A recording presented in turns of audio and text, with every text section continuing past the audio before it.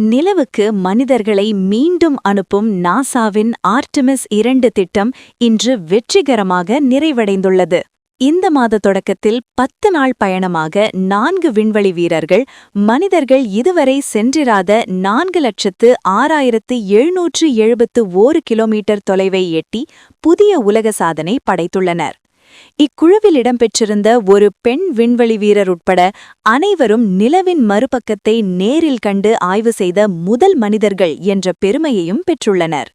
நிலவை சுற்றியுள்ள ஆய்வுப் பணிகளை வெற்றிகரமாக முடித்துவிட்டு பூமிக்கு திரும்பிய விண்கலம் இலங்கை நேரப்படி இன்று அதிகாலை 5:37 மணியளவில் அமெரிக்காவின் சான் டியாகோ அருகே பசிபிக் பெருங்கடலில் திட்டமிட்டபடி இறங்கியது. 3 பாராசூட்டுகளின் உதவியுடன் விண்கலம் கடலில் மெதுவாக இறங்கிய நிலையில் அதிலிருந்த 4 விண்வெளி வீரர்களும் பாதுகாப்பாக மீட்கப்பட்டனர்.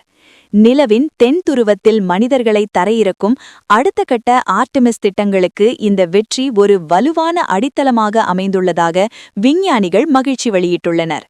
விண்வெளி ஆய்வில் ஒரு புதிய சகாப்தத்தை தொடங்கியுள்ள இந்த 4 வீரர்களுக்கும் உலகெங்கிலுமிருந்து வாழ்த்துக்கள் குவிந்து வருகின்றன. மனிதர்கள் நிலவில் கால் பதிக்கும் நாள் வெகு தூரத்தில் இல்லை என்பதை இந்த மிஷன் உறுதி செய்துள்ளது.